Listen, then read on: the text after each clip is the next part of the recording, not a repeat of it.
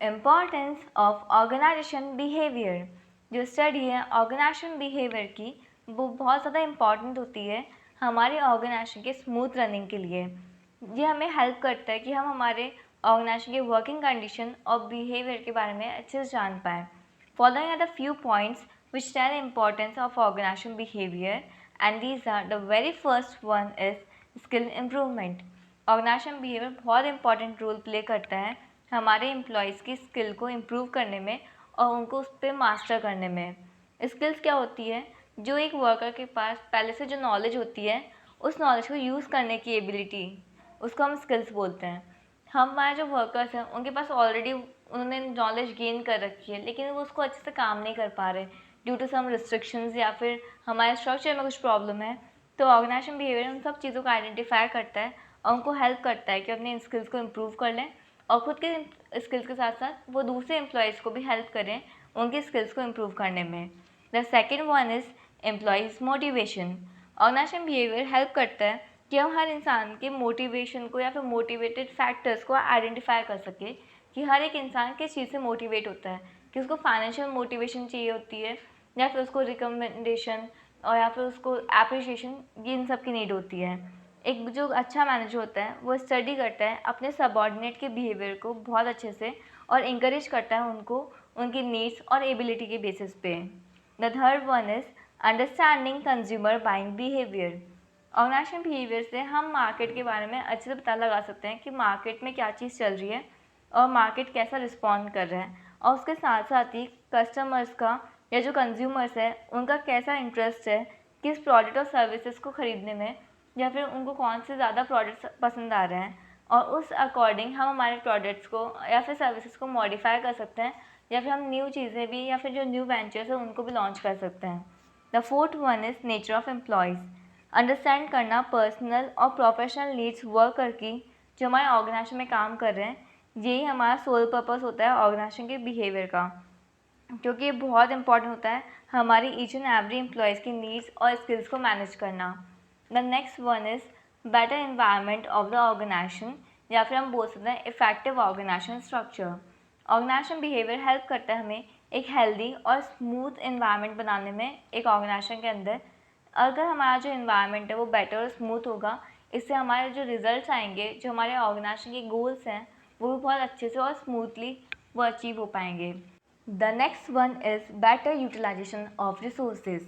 Resources को हम better use कर सकते हैं या फिर बेटर यूटिलाइज़ कर सकते हैं अगर हमें पता है जो हमारे एम्प्लॉयज़ हमारे ऑर्गेनाइजेशन में काम कर रहे हैं उनके बिहेवियर के बारे में, क्योंकि जो हमारे एम्प्लॉयज़ हैं वो टेक्नोलॉजी को यूज़ करते हैं और उनको प्रोसेस कितना पता है, उसके हिसाब से हमें पता चलता है कि हमारे उनकी ऑर्गेनाइजेशन में वर्किंग किस तरह से हो रही है।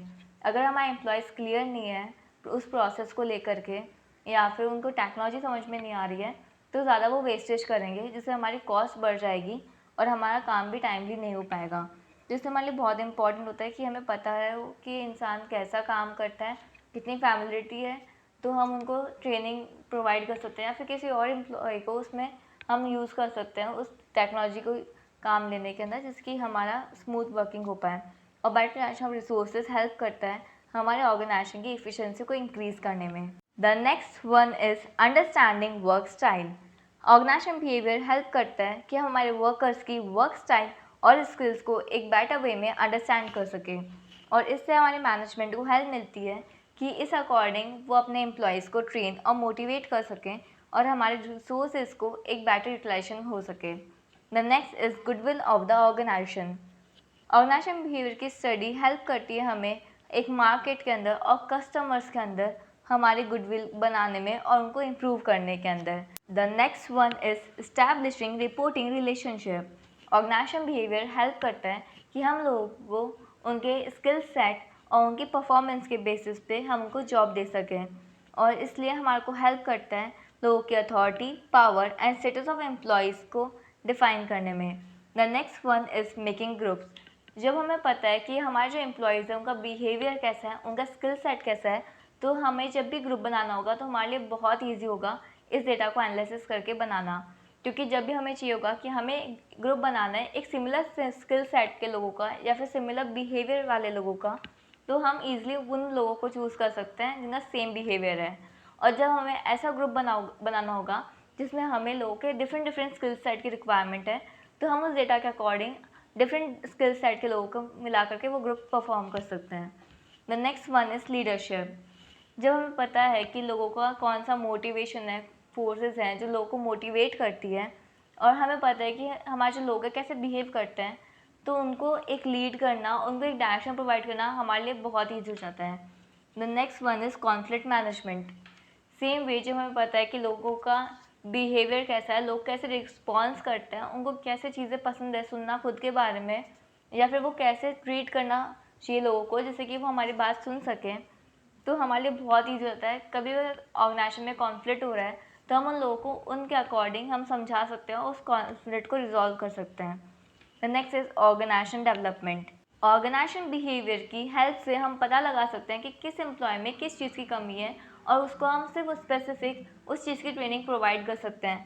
तो इसलिए हमारे लिए बहुत ईजी हो जाता है ऑर्गेनाइजेशन को डेवलप करना, क्योंकि जब हम एम्प्लॉयज़ को डेवलप करेंगे और टेक्नोलॉजी को डेवलप करेंगे तो ऑटोमेटिकली हमारी ऑर्गेनाइजेशन भी डेवलप हो जाती है। The next one is organisational change.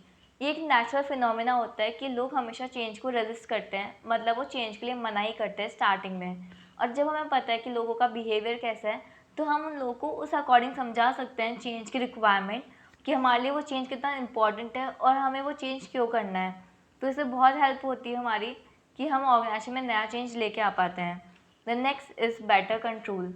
जब हमें पता है कि हमारी चीज़ें कैसी हैं, हमारे सेट स्टैंडर्ड कैसे हैं, हमें लोगों के बारे में पता है, हमें हमारी टेक्नोलॉजी के बारे में सब कुछ पता है, तो हम सब चीज़ों को कंट्रोल बहुत ईजिली कर सकते हैं। The next one is project selection.